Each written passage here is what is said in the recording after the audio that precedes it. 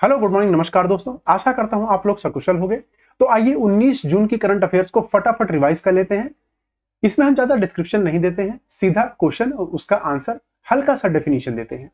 तो आइए पहले प्रश्न के साथ शुरुआत करते हैं। पहला प्रश्न है, पर्यावरण प्रदर्शन सूचांक 2024 में भारत की रैंक क्या है?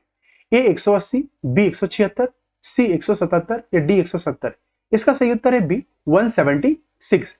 इसी के साथ ये देख लीजिए, इसको पब्लिश कौन करता है। काफी इंपॉर्टेंट प्रश्न है। तो इसको LA Centre for Environment Law and Policy के साथ साथ Columbia University Centre for International Earth Science Information Network, ये दोनों मिलकर इसको हर साल पब्लिश करते हैं। इसमें अगर बात करी जाए रैंक 1 किसकी है, तो एस्टोनिया की, और 180वीं रैंक है लास्ट जिसे कहते हैं, तो वियतनाम की है। टोटल इसमें कितनी कंट्रीज होती हैं, तो टोटल का ध्यान रखना है, 180 कंट्रीज में पार्टिसिपेट करती हैं। आइए अगला प्रश्न देखते हैं। अगला प्रश्न है, हाल ही में किस अंतरराष्ट्रीय क्रिकेटर ने सबसे तेज शतक बनाया है? ए साहिल चौहान, बी जो बटलर, सी रोहित शर्मा या डी क्रिस गेल। तो ध्यान रखिए, साहिल चौहान ने यह खिताब अपने नाम किया है। इससे पहले क्रिस गेल के नाम यह खिताब था। वही बात करें तो साहिल चौहान की, जो कि एस्टोनिया के प्लेयर हैं। तो एस्टोनिया ने पार्टिसिपेट किया है T20 वर्ल्ड कप, जो कि अभी कहां चल रहा है आपको याद होगा।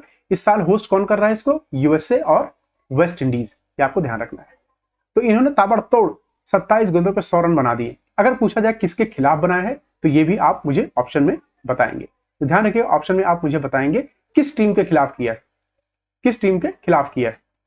आइए अगला प्रश्न देखते हैं। अगला प्रश्न है हमारा, ऑस्ट्रेलियन ओपन बैडमिंटन चैंपियनशिप 2024 किसने जीता है? तो बात हो रही है बैडमिंटन चैंपियनशिप की। यह ऑस्ट्रेलिया ओपन वाला नहीं है जो 4 ग्रैंड स्लैम्स होते हैं, हम ग्रैंड स्लैम्स की बात नहीं कर रहे हैं, आपको ध्यान रखना है। ए कोदाई नोराका, बी आया ओहिरियो, सी कार्लोस अल्काजार या डी ली जीजा। तो ध्यान रखिए, मलेशिया के प्लेयर ली जी जिया ने हाल ही में यह संस्करण अपने नाम किया है। इन्होंने हराया किसको है? इन्होंने हराया है कोडिया नोराको, जो कि जापान के हैं। अगर वही बात की जाए, लीजिया कहां के हैं? ये मलेशिया के प्लेयर हैं। और वही कार्लोस अल्काजार, इनके बारे में आपको क्या बताना है?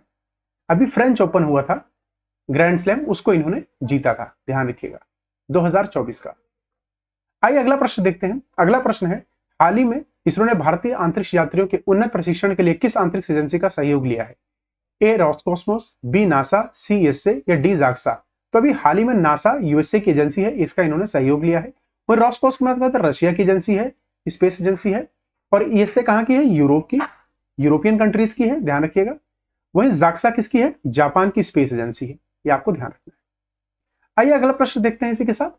अगला प्रश्न है, प्रवासियों को डिजिटल भुगतान सेवाएं प्रदान करने के लिए मिनिस्ट्री ऑफ एक्सटर्नल अफेयर्स ने किस बैंक के साथ सहयोग किया है?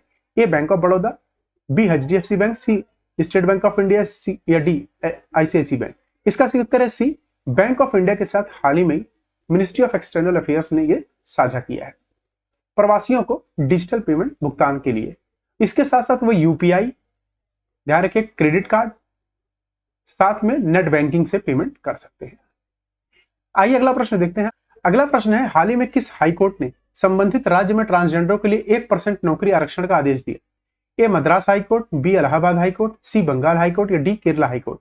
तो हाल ही में बंगाल हाईकोर्ट ने यह आदेश जारी किया है। वही बंगाल की अगर हम बात करें चीफ मिनिस्टर की, तो कौन है यहाँ के चीफ मिनिस्टर? ममता बनर्जी है, ध्यान रखिएगा, कौन है? ममता बनर्जी। अगर बात करें यहाँ के कैपिटल की, तो कैपिटल क्या है? कैपिटल आपको पता है, कोलकाता है, ध्यान रखिएगा। इसी के साथ आप अगला प्रश्न देखते हैं। अगला प्रश्न है, मियाकवी विधि हाल ही में समाचारों में देखी गई किससे संबंधित है? A banking, B plugging, C forestry या डी फाइटिंग टेक्निक। तो ध्यान रखिएगा, ये फॉरेस्ट्री से इसका संबंध है।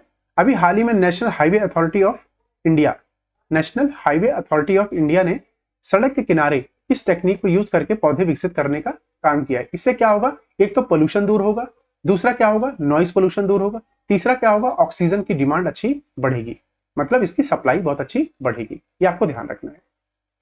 तो ये आया कहां से था? मियावाकी मेथड, ये जापान का मेथड है। इसके जो पौधे होते हैं ये बहुत जल्दी बड़े हो जाते हैं और ये 30% ज्यादा कार्बन को कैप्चर करते हैं। अगला प्रश्न देखते हैं।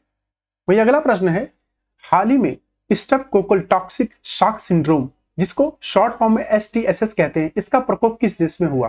तो बात हो रही आउटब्रेक की। A Japan, B Hong Kong, C China या डी कॉन्गो।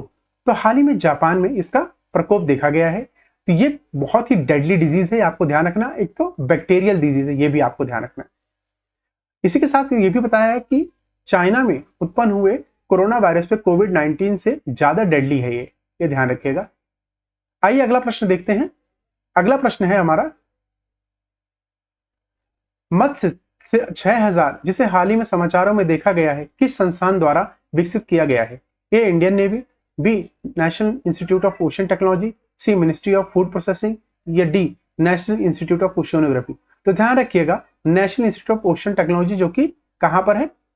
चेन्नई, चेन्नई में स्थित है। यहां पे हाल ही में इसके सहयोग से यह विकसित किया जा रहा है।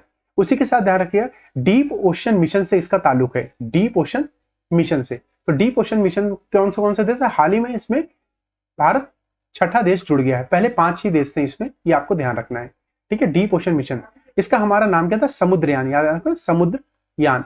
इसके लिए हम क्या करते हैं कि समुद्र के अंदर हम ऐसा फ्रेम करके, कुछ खुदाई करके उसमें स्टडी करते हैं मिनरल्स की, और जो भी वहां पे खनिज जितने भी पाए जाते हैं उन सब की। ये स्टडी बहुत महत्वपूर्ण होती है, किसमें? ओशियनोग्राफी के लिए। इसी के साथ ये संस्करण पूरा हुआ। आप सभी का धन्यवाद। कल फिर रिवीजन क्लास में मिलते हैं, तब तक के लिए अपना ख्याल रखिए।